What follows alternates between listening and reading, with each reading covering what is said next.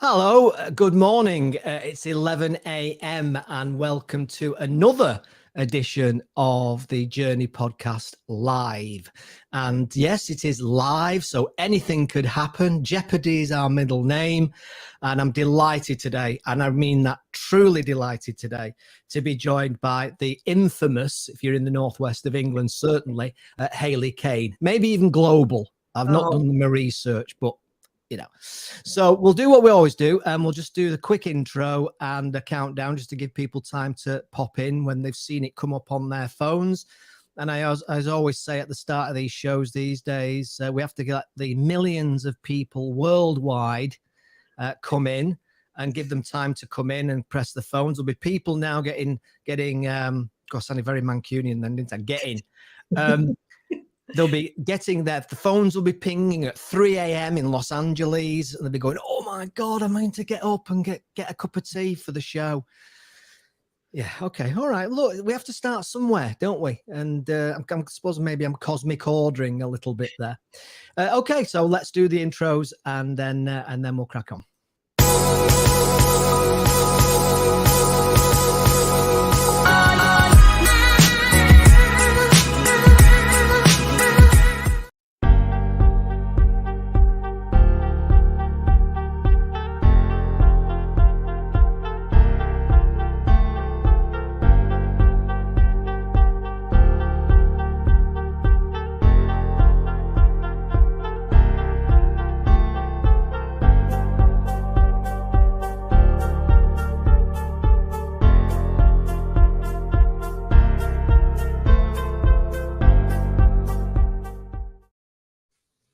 Okay, so here we are, and a very warm welcome to another edition of the Journey Podcast Live.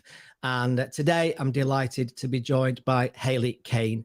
Now, Hayley and I met, actually, this is absolutely true, and I know I'll embarrass her because she's very humble, but I actually came across Hayley long before I actually met her, because she was a name that used to come up quite often, actually, especially in the Northwest. It can be quite incestuous sometimes, certainly compared with London anyway. And people used to say, do you know Hayley? Do you know Hayley Caine? Do you know Hayley? And I said, no, I don't. No, I don't. No, I don't. But eventually our paths crossed, and I'm delighted that they did. So today, Hayley's going to be talking to me and discussing with me that amazing area of business development, with particular emphasis on sales and how it's changed in the last 10 years and all the different elements of it. And it's so topical. In fact, it's always been topical, this particular subject. And one of the most common questions I often get asked by small businesses, particularly newer businesses, is about lead generation. You know, how do we generate leads? It's very noisy. Do I have to be on TikTok dancing? Of course, and that's a new one, and that's only come up in the last 12 months. Just goes to show you how often it changes. You can't rest for a second. Anyway, you don't want to hear my Jason Manford tones. You want to hear about Hayley Caine, don't you? So, Hayley, very warm welcome to the show. Tell us who you are and what you've been up to. Oh, thank you, Phil. It's always lovely, and thank you for having me back. I really appreciate it. You're a legend too, but you're even more humble than I am, because you hate when people say you're fantastic too, but you do some great stuff and you're amazing and all that thing. Yes, so I'm Hayley Caine. I've been training and teaching and helping and cajoling and being very strict with companies over the last 20 years, helping them with the business development. Specialise in service businesses in particular, and I've just opened a new business with one of a great partner that I've got in the professional services industry. So we have two divisions. There's Partner Potential, which is for professional services who have their own challenges with business development, and then we have Company Potential, which is where I go into service industries and teach non-sales people how to feel totally comfortable selling. We all have to sell, definitely. If anybody here is not a virgin, they've definitely done some selling in their lifetime, because we've definitely done something, haven't we? That's brilliant. In the first 5 minutes, and we've taken it down to that level. Sorry, Phil. I'll keep it clean, I promise. Yeah, I did say keep it clean, didn't I? I promise to keep it clean, but yeah. But yeah, I mean, absolutely. And you know, you are, I would say you epitomize authenticity. I mean, this is what, everybody's got their thing, haven't they? Their shtick, their kind of style, if you like. And the one thing I would say about you, your good self, is that you are so authentic. What you see is what you get. And I know certainly up in the north of England, that's something that we value and appreciate a lot, because let's be honest, my turn to swear a little bit, is there's a lot of bullshit around, isn't there? Definitely. No doubt about it. Yeah. So that sounds all very interesting, actually. The first question I need to ask you, though, the very first question before we get really into the meat and veg, I need to ask you the question: have you, or do you ever feel like saying, "My name is Hayley Caine"? And not many people know that. I do it all the time. I do. My name is Hayley Caine, and I didn't say just blow the doors off. I do. It's terrible. I've had some terrible puns with my names over the years.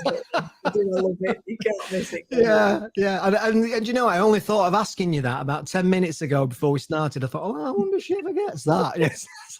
No, definitely do. Anyway, we're not here to have fun. We're here to actually be very serious business people, professional. Yes, and all the rest of it. Yes. Right. So yeah, selling, amazing thing, so important, so vitally important. And as we kind of know, I don't think there's any doubt about it, that so many businesses start, particularly startups, they usually have a technical skill, don't they? They're great painters, or they're great at accountancy or whatever. So when you introduce this, it's almost like there's this wake up call of, you do know you're going to have to sell your business. And there's almost like this ashen face comes up, or sometimes this kind of, oh my God, or worse, expletives come up. But it's very, very true. So at the highest level, the simplest level, how do you think sales has changed in the last 10 years or so, based on your observations as being right in it and up close and personal with it? Right. I would say, just very, very, very top level, it has not changed at all. Now, I know that's controversial. People will go, of course it is. And I might be an old-fashioned bird, and I'm not politically correct, and the wokes will all be killing me, but I just truly believe, I think there's things around it that have changed, i.e. Zoom, digital, Calendly, how you do your diary online. I think there's all that stuff with COVID where people got used to being online, so that was definitely a difference. But as to actually how people buy and how you sell and how you build those relationships and trust, I don't think that's changed at all. I don't think it ever will. It's as old as the hills, isn't it? We've been doing it for thousands of years, haven't we? Exchanging value and helping people and getting monetary in return for that, or goods. So I don't think that's changed. I don't think it ever will, no matter what happens.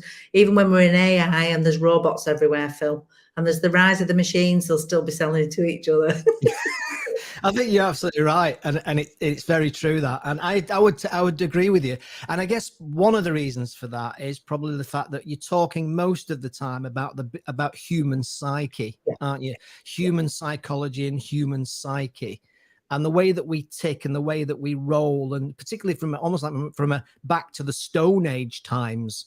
We're battling with, and we're trying to deal with things that are natural to us. And that, I think that's one of the key drivers, like you said, the tools available to us.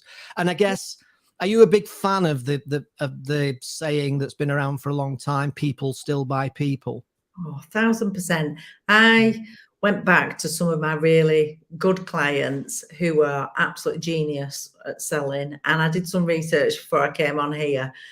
And out of the 15 people that I contacted, every single one of them said, well, Hayley, people buy people. So it must be the most used cliche, but it's used cliches are there for a reason, aren't they? And it's because it's true. And that is the best way to sell. That's why me and you have always hit it off. It's about a soft, intelligent way of helping people and understanding what's going through their mind, because you can't help them or transfer your knowledge if you don't understand what they're thinking, can you? And you've always been really skilled at that.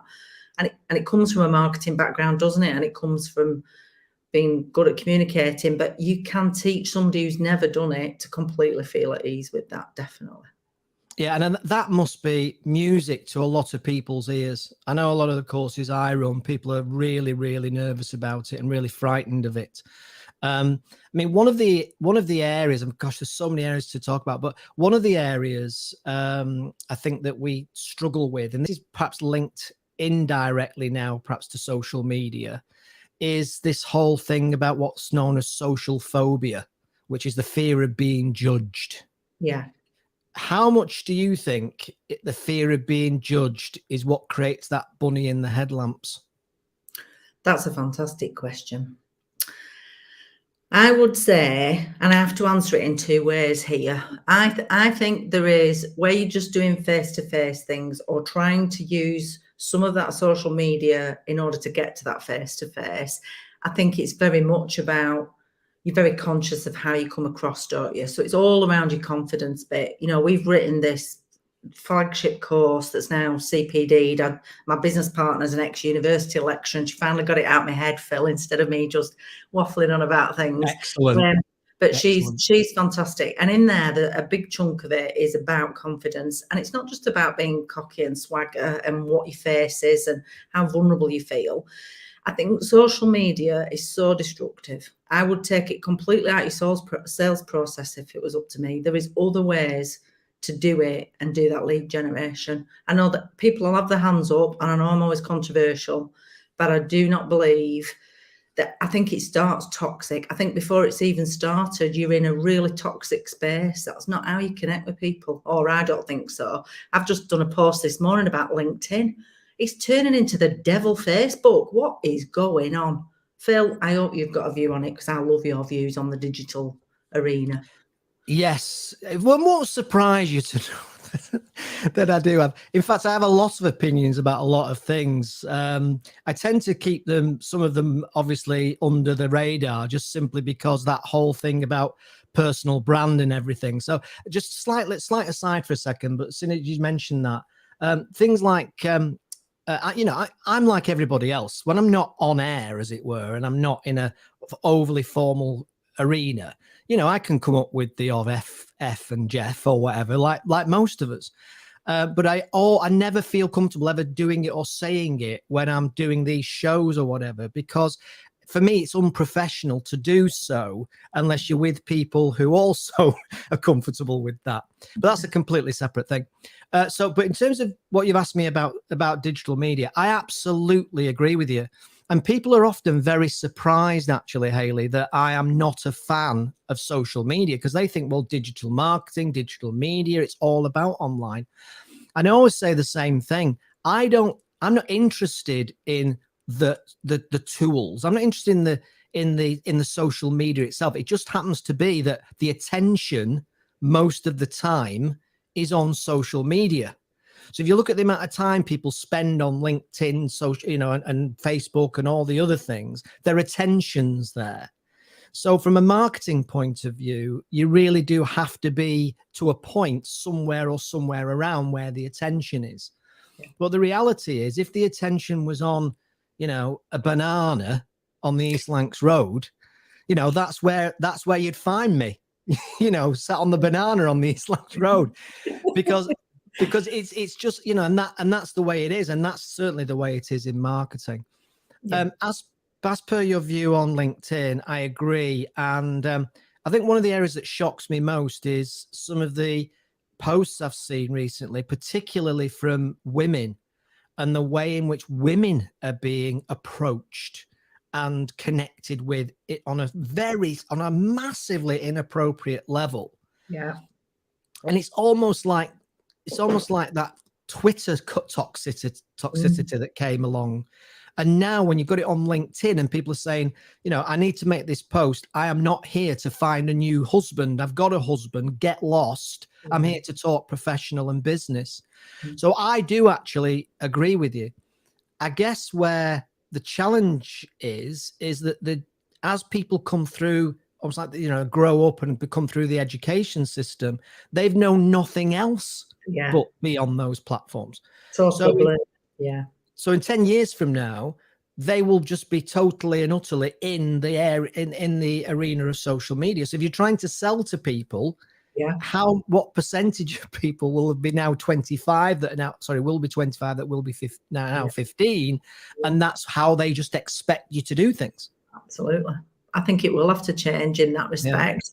But I think it's also about, there's a good side and a bad side to it. The good bit is it connects you immediately with people, doesn't it? The terrible downside is, so that does reduce your sales process, which is a massive part. Because me and you know, if you're half your sales process, you can double your sales, can't you? And do much more. And you've got to be efficient. But I think the downside of it is, if somebody goes and looks at you on your own personal social media, which they're doing now for interviews and retention and jobs and all sorts of things, aren't they, with the talent management piece? If you have got something on that, you are really jeopardizing things, aren't you? So I don't just think it's about people being embarrassed or not confident to go on it. I think it's very telling about you as a person, isn't it? And you can't go in and doctor anything, can you? It's not in your control if somebody's done something. So I think that could really impact if you're not careful, and I just think you've got to be so careful of it. It's the work of the devil to me. I stay way clear of it. I think there's other ways you can connect. Yeah, I do absolutely agree with you, 100% agree with you. And it's where you're most comfortable as well, I suppose, isn't it? Of course it is. So let's have a chat then about, I'm thinking now about, there's kind of, I suppose there's two main areas, it's summarizing it massively, but there's probably two main areas really. There's mindset in sales terms, and then there's of course the skills. Absolutely. So let's start with the mindset stuff. What do you think are the critical mindsets required to be a successful salesperson in the modern age? That's a great question. So there's a lot being talked recently, and a lot of people are using it, like the terminology growth mindset. So I think you've got actually three things going on whenever you go to sell, and I'll bring both into it. One is your actual knowledge of your product and your service and getting really good on that. The other one is really understanding your clients and your customer, isn't it? So you've got to have that mindset that you're going to do that research and patience, and it's going to take time. I think having business knowledge and having that business growth mindset, you're always thinking about how it's impacting on your customer and your client, of them as a business person. So if you do that, you're always going to be considerate, and they're always going to feel grateful of that. So if you're helping them assess risks that they're going to have from buying your product, or different things, or risks of not using it, or different things that you talk to them about in conversations. But the growth mindset is a fascinating topic. If you type it in Google, it's incredible, because there's the whole of the NHS uses growth mindset, academia uses it. Carol Dweck was the first person to term it. But we talk about terms sometimes, don't we, Phil? And people don't know what it means. A growth mindset, and it fascinates me because me and you are into the psychology stuff, is in its very simplest form, if you have a fixed mindset, you think you have to be born with a skill or a talent. So you think you have to be born with gift of the gab to sell. You think that only certain people are good salespeople, the rest of them are terrible. So you have a lot of closed mind thinking. You have a lot of beliefs that squash it down. And you think that no matter what you did, you could never get good at it. The opposite of that. So a lot of people come to me, and you can have your mindset different on lots of different levels. But if they come and they don't think that, and you think you've got to be born to sell, and don't get me wrong, I keep researching this because I'm a bit of a geek like you, Phil. I think there is still only about 3%, 4% of the population that are born with it. And if you ever see a little child in a pushchair and they're gazing at you, making amazing eye contact and smiling at you and gurgling, they're going to be a top great salesperson because they're born with it.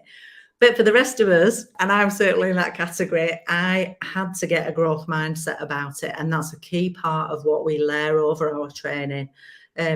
Growth mindset, very quickly, is where you think if you put the effort in, you can learn anything and do anything. And that's always been my mantra, and yours as well. And that's great when you get that across in training, because the first thing people do is go, phew, I might actually be able to do this.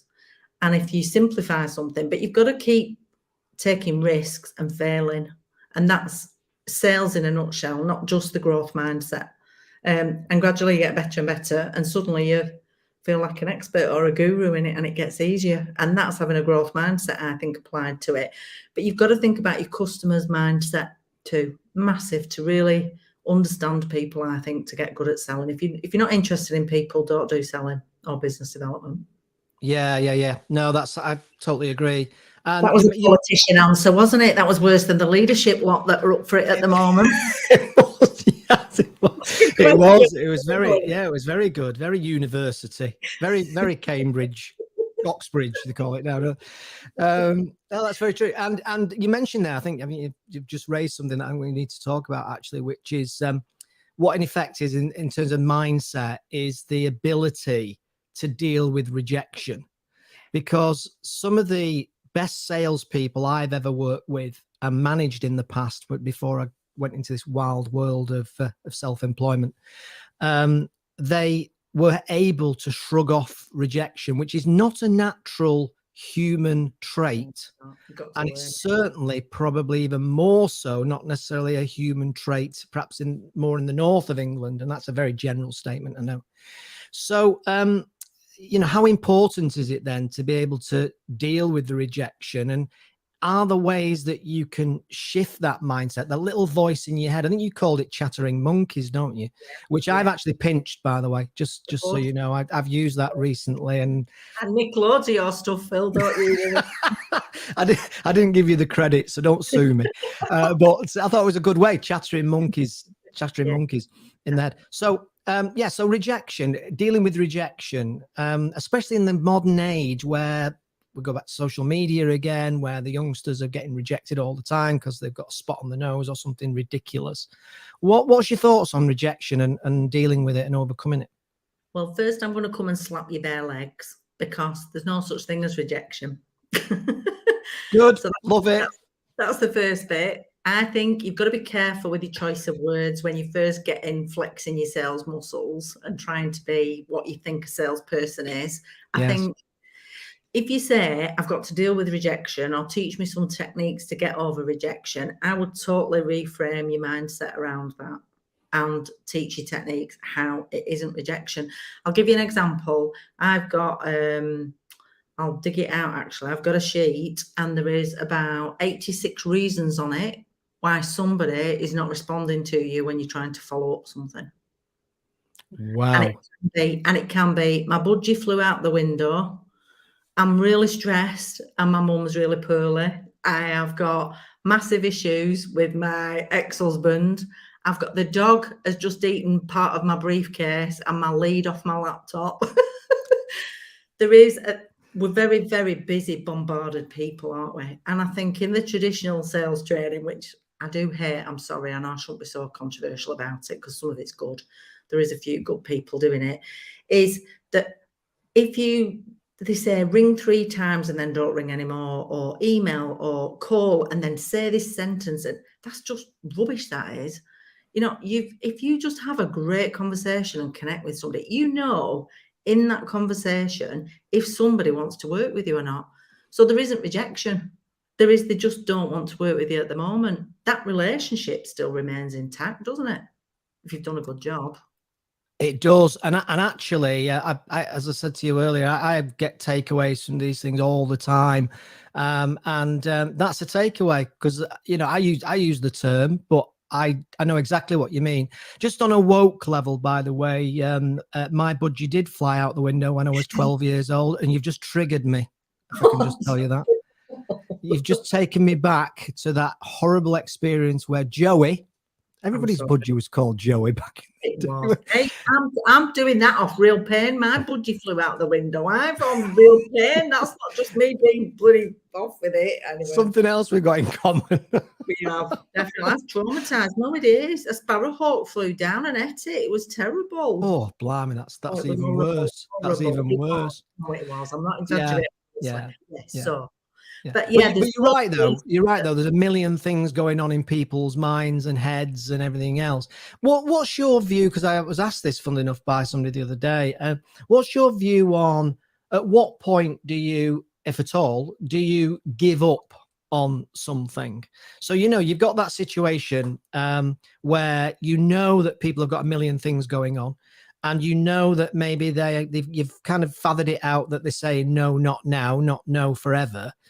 Is there ever a time when you say, you know what, I'm giving up on this opportunity? That's a brilliant question. And yes, there is finally a point where you just think, I just need to, because otherwise you're too in people's faces. But again, I think you learn a set of skills. It doesn't come naturally, of knowing when to back right off, your own feeling. And I think it's being in touch with your own gut instinct. Sometimes we don't trust it, Phil, do we? There isn't a method or technique that works for every person, because we're all very individual how we connect and build relationships, isn't there? Mine's humor and being humble, because that's the only way I know how to do it. So I sent something, or I will send something to somebody and say, I'm just doing a very gentle reminder. You did ask me at the last meeting to give you a gentle nudge. So it's always leaving the last time that you touch them, knowing what the next step is, really helps. So I'll say to people, would you like me to give you a gentle nudge, or do you not want me to darken your door again? And that's my favorite one. So I send out to people, I'm really sorry if I'm darkening your door again, and you want to never ever see me as long as you live, and you'd wish I'd leave you alone. Please will you just tell me, and I promise I won't contact you again. And people will come back loads of times. I go, oh, of course I want you to, no worries at all. And and if they don't respond, that's okay too, but you've always got to know at the last contact touch point that you had with somebody what the next bit is, because you're guiding them through that sales process. It's not contrived or manipulated, but that's your responsibility as a salesperson.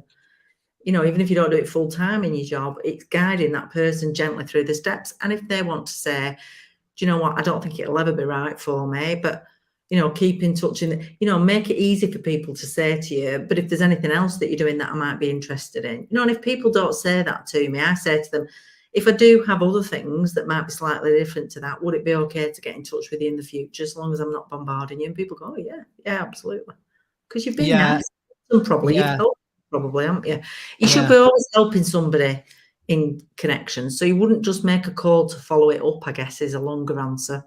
I'd never just ring somebody up and say, how did you get on with that quote? Because if you don't know at the time that you actually presented that quote, so moral of the story there is as well, you should never just send a quote. It should be given to the person. Yeah. That is part of that process. Yeah. So, and I guess, is that one of those things, again, in terms of maybe confidence and self-belief and the chattering monkeys, but that, oh, I've done a quote, I've ticked the box, I've done a quote, I've done something tangible. Yeah. So when the boss says, what you've been up to? Oh, I've sent 14 quotes out this week, boss. Is that, do you think there's part of that, and it's almost like it becomes too much like hard work, keeping the relationship going? Yeah, it is. And they're doing steps. You can tell they're doing steps. You can tell that you're on a CRM and it's coming up as a reminder. And they send the same thing to you again. They're not adding value or not doing it. I was speaking to a great client yesterday, 3B training in Wigan, and I asked his permission to say his name. Brilliant company. Very unusual that a business is run by two top salespeople. And that business was born from a recruitment company, and then they evolved the training business. And the two people who own and run that business each day, there's 3 owners, but 2 of them are in it working, is that their sales approach is the most skilled salesmanship that I've seen. And they sell something that's very productized, it's, do you want to buy this? And then they also add the big service element to it. But the key bit that, I take and agree with them from lots of different things, and you're always learning off clients, aren't you, Phil? I learn off clients. They're amazing. Well, like these on a little pollen, aren't we? And then you take it somewhere else and share it and you build your knowledge.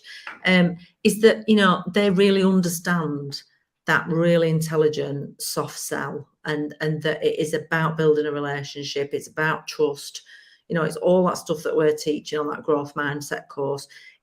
You cannot rush. You've got to have patience. And he gives his sales team patience to do that, because he knows how important selling is. So sometimes when you get an owner in a business and they've never sold, they're really tough on the salespeople, and you shouldn't be, because there is lots of different ways to do it, and you'll need to understand it before you can beat a salesperson up.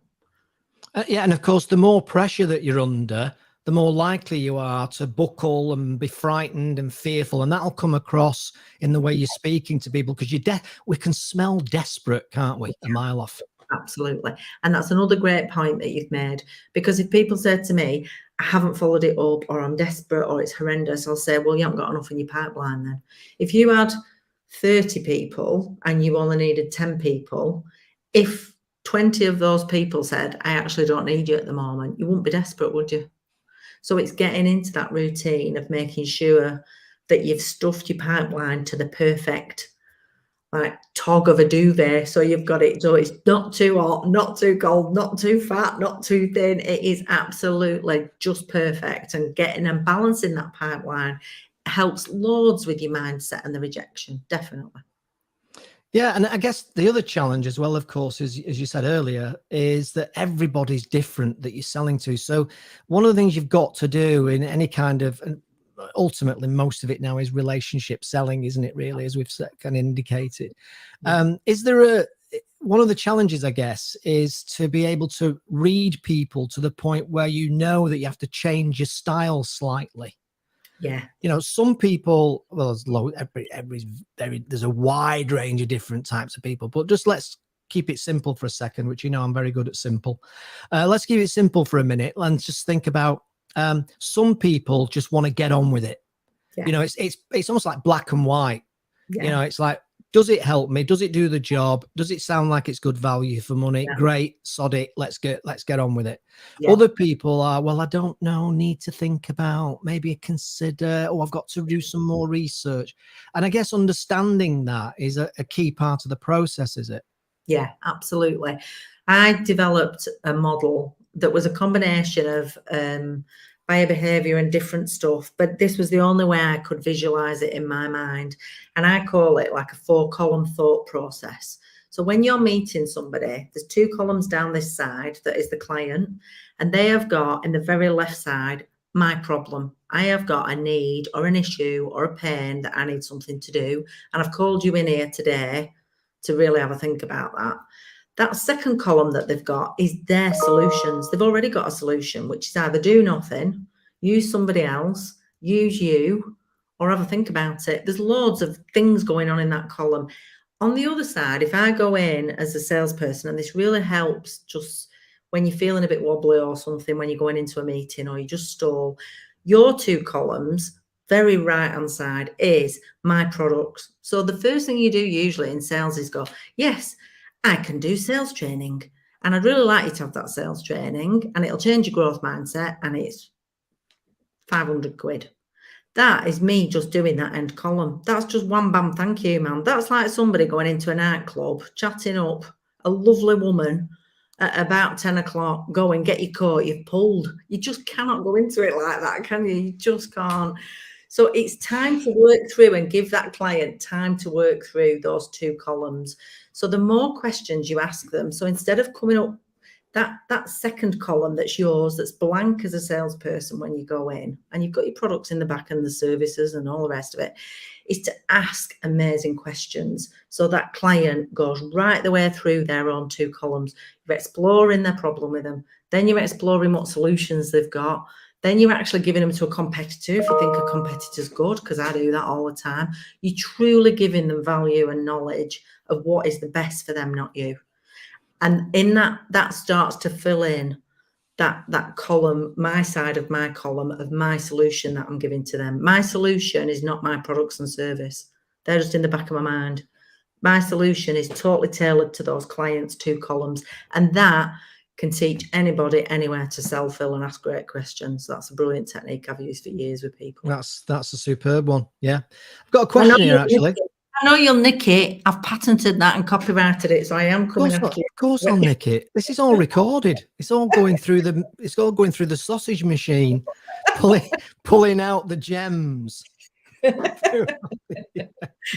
No, but it is. I met a great guy the other day. I've known him years like you, and he's brilliant. Steve Brennan at Bespoke Digital. I don't know if you've know him. It's fantastic. And I went to see him and have a chat, and he does some amazing stuff. And he does very similar approach to me and you, from that real thinking approach. But it was interesting because that has changed in the last 10 years. So he, with his SEO and pay-per-click and how it's so honed, and how that digital data that's out there can totally take out a huge chunk of that lead generation pain. So he will go and talk to a client, and this is where I love him to bits, and he says to them, if I get you 20 leads that I know I can get you that will be quality because we've sorted it out who you're after, profiling, he makes sure there's somebody in that business at the end of the phone that can sell. And that's not selling at the person who's coming on the phone. To sell is to be able to manage that to its close and make it work for the client.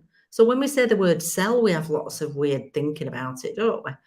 Yeah. When I said then they need people at the end of the phone that can sell, people are thinking, oh God, you're going to come as a lead, ring that number and somebody's going to sell at you. That's not what selling is it? Me and you both know it's a massive art. I always say it, I hate the Americans for being absolutely OTT and gushy and all the rest of it and confident. But you know what?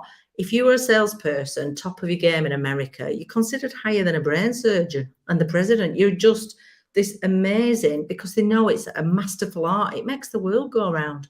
We're terrible in this country. We hate talking about money. We hate talking about selling. It's just helping people, isn't it? I got on a bit of a rant then on my soapbox. I'm sorry, Phil. You should cut me off. No, because it's important and very true. You know, America is, and I've worked in America myself, and it is very different. And it's almost like, anything's possible, isn't it? Yes. And that's that growth mindset. Absolutely. Anything is possible. Phil, everybody is brilliant at selling. They just don't know it because they haven't tried. Do you think that, because obviously passion comes in a lot into business, and particularly in terms of growing businesses, and the energy often comes from passion. Do you think that sometimes if you're very passionate about your business, you end up talking too much in a sales process? Yeah, you can. You've got to really restrain it.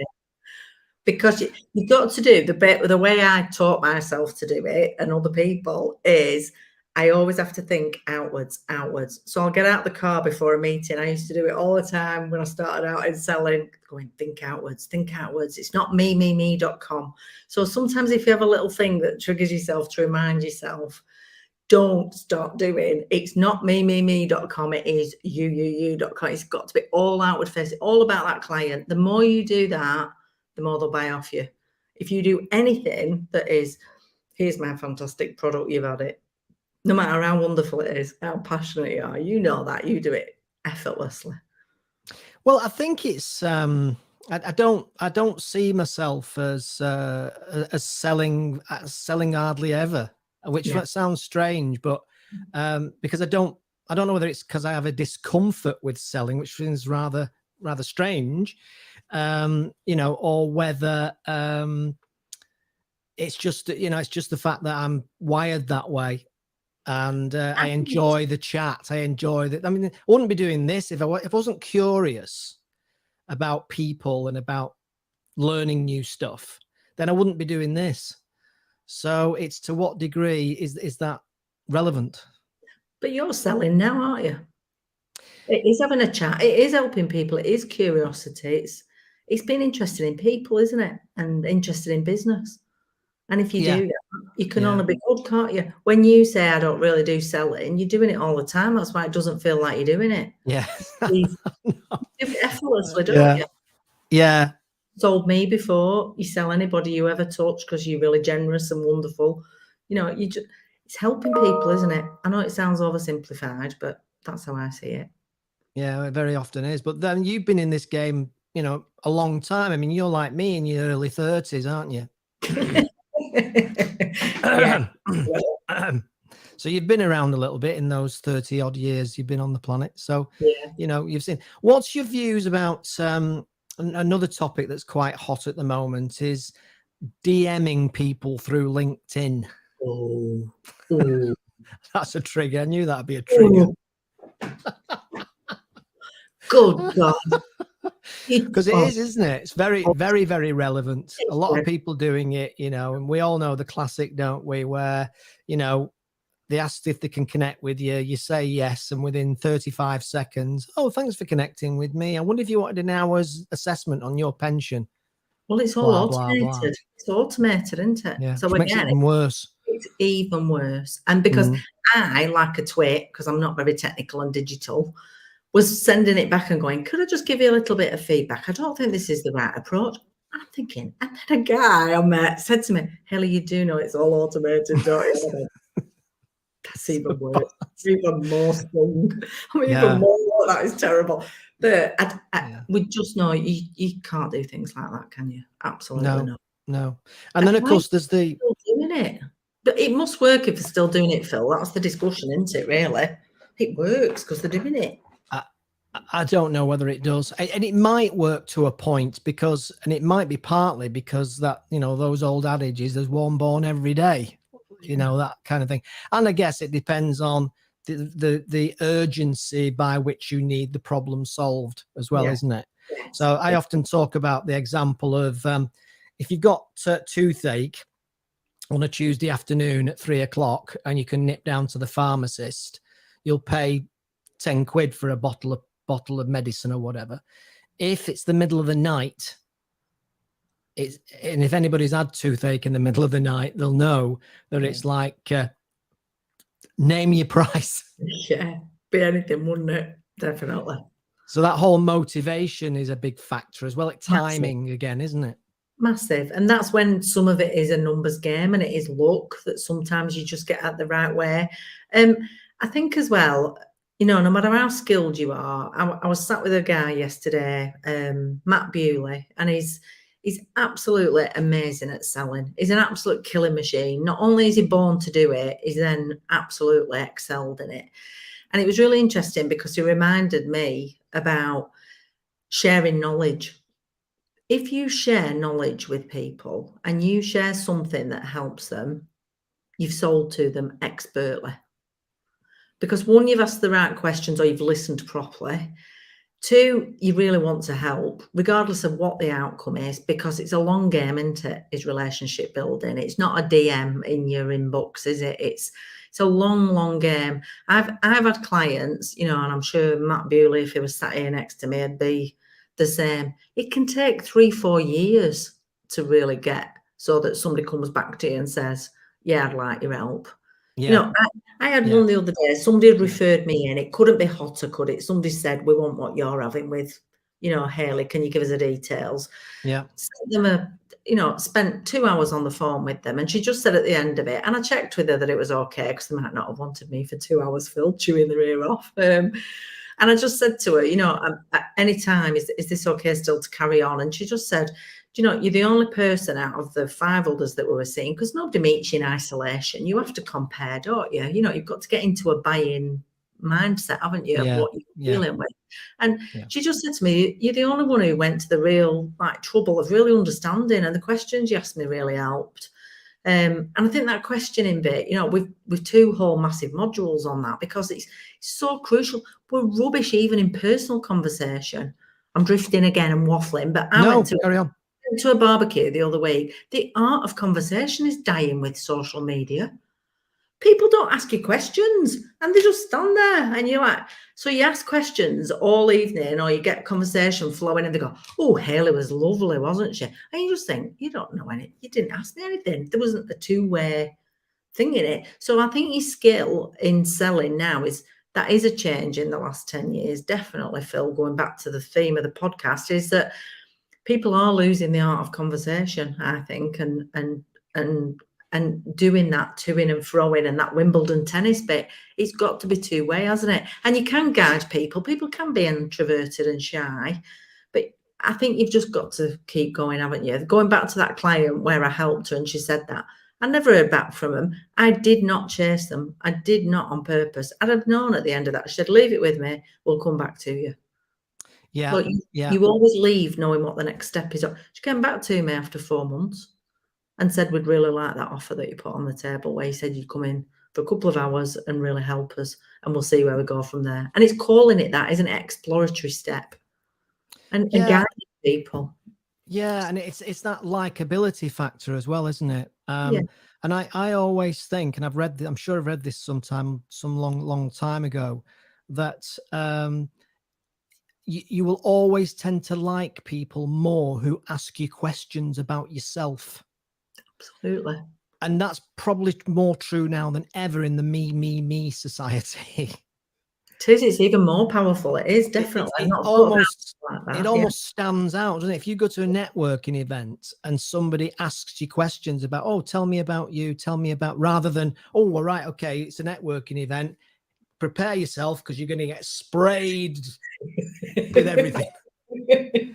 So so now I'm naturally curious, so nosy, so it's quite easy to do that. But something I would suggest to do is just watch what happens when you genuinely and genuinely is the key word, isn't it? Genuinely show some curiosity or interest in the person you're talking to, and they will naturally like you more as a result. Yeah, I think it's about being brave as well.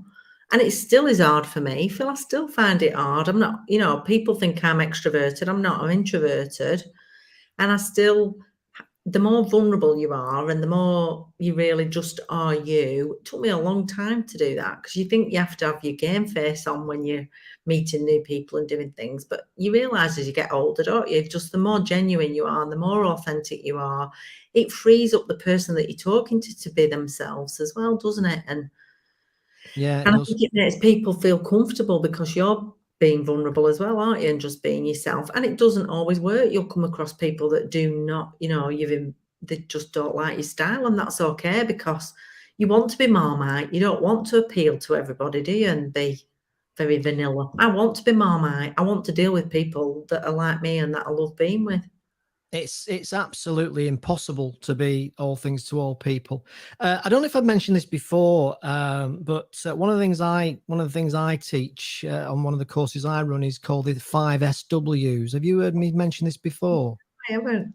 Yeah, you can nick it. I'll let you. Let me get a pen. It's a swapsy situation now, because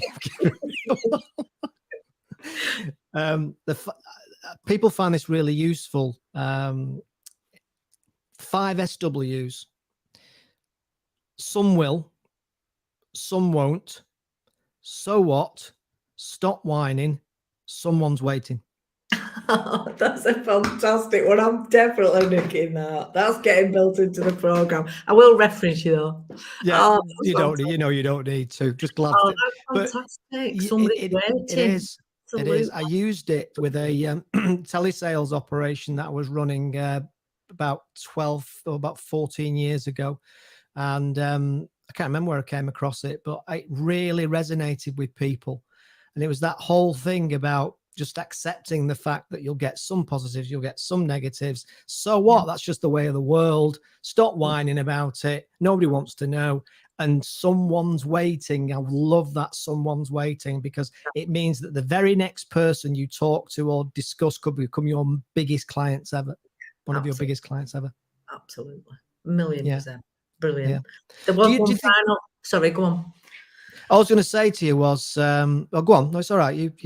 No, I was just going to say there was. I was smiling to myself about what's changed in 10 years. I was thinking, I wonder if he'd let me quote what's changed in 20 years. Because in my very first proper sales job, I was told I had to go and drive around Germany, Denmark, Sweden, Belgium, and get in my car. For one, you couldn't book a flight online because there was no online. Google was not properly born, so I'm definitely showing my age. I had to go through a travel agent who then booked it as a business trip, so it was extortionate. She arranged a hire car for me. I'd never driven abroad. And what do you think the biggest thing that if I'd have had it now in a time machine would have made my life worthwhile? Can you think of something? No. Sat nav. No sat nav. So I had a giant map of Denmark. I had a giant blimey. Sweden, and in my hotel room every night I had little post-it notes stuck on the inside of my windscreen window, and I went round more junctions, ended up in a field in the middle of the night in Germany, and a lovely young woman. Yeah, but that's another show, Hayley. Another show. So it's fascinating, isn't it? Now it's so easy. Yeah, how you prep to go to a client, how you do things. Selling has changed. On platforms, going back to 3B training, who are amazing in the construction industry, I'm definitely giving him a plug, aren't I? I'm going to have to get paid for this. Oh yeah, commission. He's got a brilliant one. After COVID, a lot of the bigger companies actually wanted to remain online because your customer does sometimes want things online. They don't want face-to-face, do they? So how people buy has changed and platforms, but I don't think it changes at the beginning of the actual relationship. You need to still do that face-to-face. Well, what do you think about the fact that people have got access to so much more information beforehand now? You know, YouTube videos, pamphlets, PDF pamphlets. It's showing my age now. PDF downloads and all the rest of it. Whereas back in the early days, I remember that the only way they got information from you was pretty much when you sent them the brochure or the pack. Yeah. Absolutely. So the power, has the power shifted a little bit in terms of the buyer in that context? I still think we buy in the same way. Buyer behavior hasn't changed. You can find it in different places and it can be speeded up so you can find out a lot more quickly. But I don't think it's actually changed, that you still then need a connection with a person. So we sometimes forget, I'm only referring, of course, to where you can't do it fully online. If you can do it fully online, that's a whole different podcast, isn't it? Because you totally don't have any human contact. I'm assuming in this, me and you are talking about where it's services and selling, where you actually have got to have an interaction. I think wherever there's still a human to a human, that element of it will never change. I think you can speed up the process massively. So it can make you, from a sales point of view, you can sell double or treble more than you could 10, 15 years ago. From a buyer point of view, it saves them huge amounts of time because you can cut straight into a meeting because you've both got background on each other.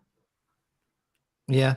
Builds the relationship a bit quicker. Yeah, takes some of the mystery out, definitely.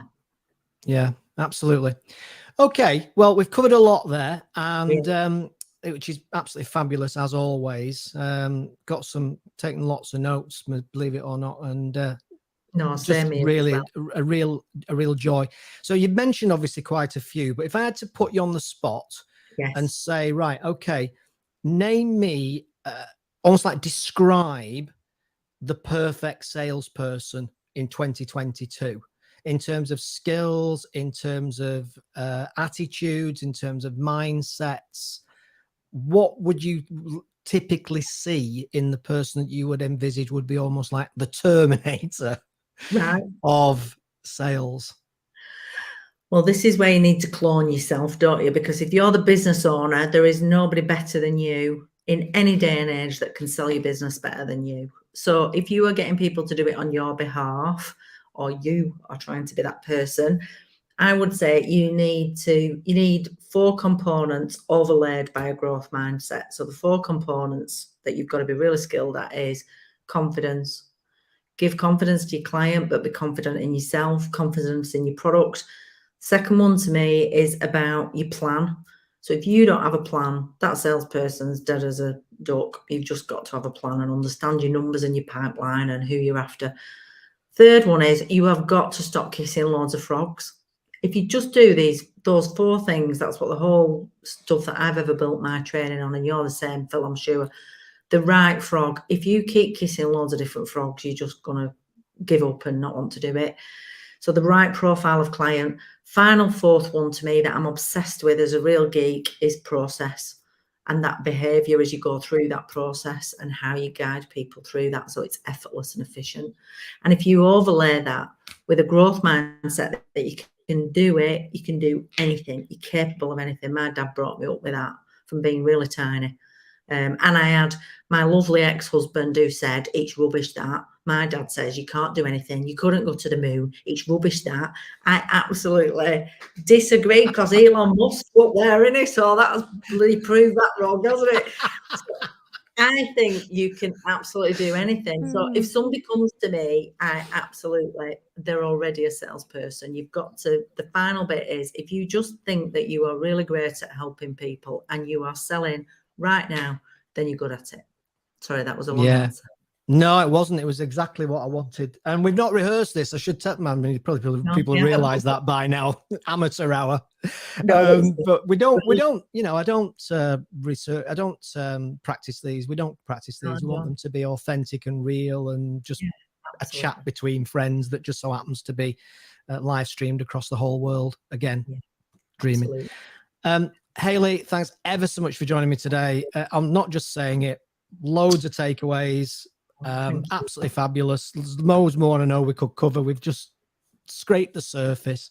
But I guess I suppose the message that I'd like to put out there really, which is very similar to Hayley, is you'll never stop learning if you put the effort in, and you can't afford to ever stop learning, because the basics of everything might be the same, but there's different elements that are going to be key to the growth of your business. Differentiation, we could talk about that for another hour. Think about how you can be different. And of course, you don't have, your product could be the same, but your marketing or the way that you sell or your approach to it can be different. So therefore, the only restriction you have in terms of being different is your imagination and creativity to come up with the new ideas or the new angles on your sales and marketing activities. So so I'll finish with that. And Hayley, thanks ever so much again for joining me today. And I'm sure I'll see you again soon, because will you come back on my podcast? Because we're starting one too. You've inspired me, but I might need your help. Of course I will. Of course I will. $3,000 plus VAT. Did I mention that? Yeah. All right. Okay. Lily, you've taught me how to sell. That's my work is done. Nanny Maxie. Yeah, there you go. That's a real good example of selling. Just say it's $3,000. You want it or not? You caught your pulse, Phil. You get your car. It's great that you're saying that, because nowadays you don't know what you can say. When you said earlier about when you said call yourself a bird, first thing I think of is I'm glad she said that and not me. Otherwise, I'm being trolled for the rest of my life. Yeah, I mean, it's got a bit nuts, hasn't it? That's another show talking about how it's show. We need one on that, definitely. We need that one on that. Right. Okay, Ellie. Yes, I'd be delighted. Obviously, joking apart, be absolutely thrilled to, delighted to, and just let me know, and we'll get that sorted out. So, just finally, then, Hayley, do you want to just give people some information about how they can contact you, communicate with you? Yeah, thank you. LinkedIn, blah blah blah. Yeah, no, that's great. You can find me on LinkedIn, Hayley Caine. Hayley Caine. That's me, Michael Caine one, isn't it? Definitely. Hayley Caine. Mobile number 07941 862 655, because I'm an old-fashioned bird and I love phone calls. Or you can go to our website, companypotential.co.uk, for people who have never sold but want to, and our professional services one, which is partnerpotential.co.uk. So I'd love you to just have a root round on there. There's some stuff that might help, but love to have a chat. Fabulous. Thank you. Fabulous. And I'll put that information in the comments underneath when we're done. So people watching this on catch up, they'll be able to see it, or at least they'll be able to see it very soon when I've put that information on. So generous. Thank you. No problem at all. It's an absolute pleasure. And it makes me look good when I recommend people who are good, if you think about it. Oh, thank you. Thanks, Hayley. Okay. Bye. Take care. Have a great weekend. You too. Bye, everybody. We're very, very, very, very, very, very, very, very, very, very, very, very, very. Thank you very much for. Yeah. Anyway, thank you very much. Seriously, I do appreciate people coming on these shows, because the time, Hayley as a guest and people watching it, I know how precious time is. So the very fact that people would give even 5 minutes to listen to me and the Hales droning on is very much appreciated, because time is very precious. I appreciate that. So keep learning, keep selling, and all in all, keep happy, more importantly. And if you can't be on it, what is it say? If you can't be kind, be careful, or whatever it is. See you soon, everybody. Bye.